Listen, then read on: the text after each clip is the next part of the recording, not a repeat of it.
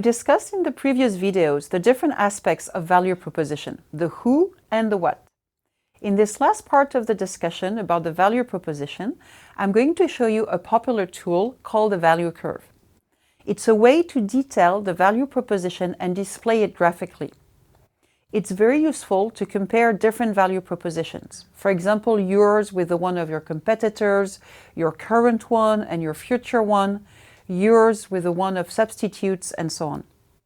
The term and tool value curve, also called strategic canvas, appeared initially in 3 Harvard Business Review articles by Chan Kim and René Mauborgne, as well as in their best-selling 2005 book Blue Ocean Strategy. It's now widely used in companies for multiple purposes. Let's look at an example, the value curve of an average one-star hotel. On the horizontal x-axis, I have listed what we call value attributes. In other words, the factors of competition in the hotel industry. They also correspond, in fact, to the criteria that clients use to choose an offer.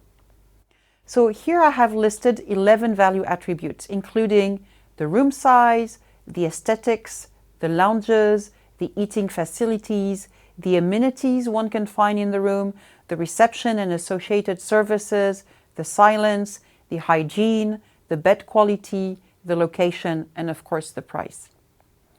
Of course, a one-star hotel, and this is why it's categorized as a one-star, offers very little of each of these attributes. The y-axis shows how much of each value attribute is offered by this particular category of hotels. It's also called the level of offer. If we then consider 2-star hotels, their value proposition is basically to offer more of each of these value attributes. So the value curve of the average 2-star hotels is almost parallel to the previous curve we have drawn. I can also use such a curve to compare a particular 1-star hotel value proposition, Sunshine Hotel, with the one of its competitors, Purple Hotel, by drawing their respective value curves. Let's look at the value proposition of a particular chain of hotels, Formule 1, comparing it to the average 1-star hotel and to average 2-star hotels. To do so, I'm going to superimpose this new value curve on the preceding ones. This graphical way of showing the value proposition of Formule 1 hotel chain is very striking. It jumps at us that Formule 1 has made radical choices. Its value proposition is truly different. Its value curve is not parallel to the other curves, but crosses them.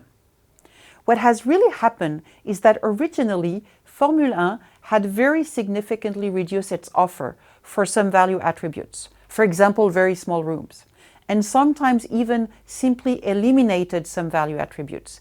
There were no eating facilities and no reception anymore. It had been replaced by automated check-in by credit card, and had at the same time increased its offer on a limited number of attributes, beyond the usual for this category of hotels, namely bed quality, silence, and hygiene. They also added to the value attributes a new one, which did not exist until then in this hotel segment, the standardized no bad surprise experience attribute. Formule 1, a chain of basic hotels outside cities close to highway interchanges with automated check-in, has been an extremely successful business model and one of the most profitable activity of the international hospitality group Accor for many years. What we have observed with Formule 1 is very typical of disruptive value propositions.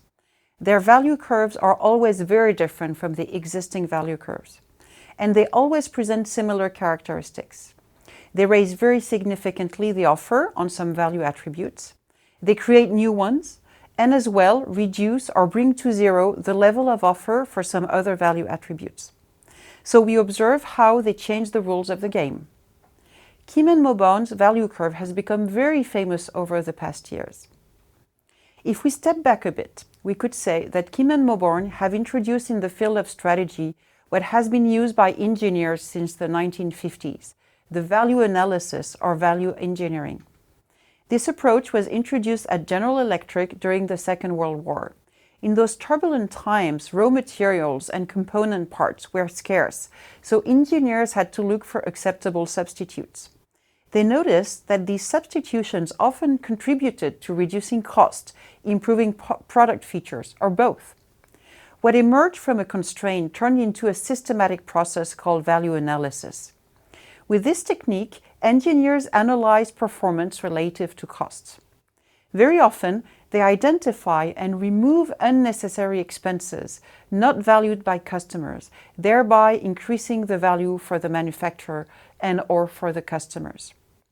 By introducing value analysis in the field of strategy, Kim and Mauborgne have provided a useful way to depict customer choices and generate novel alternatives. After this presentation of what is a value curve, we are going in the next video to propose some practice through 2 exercises.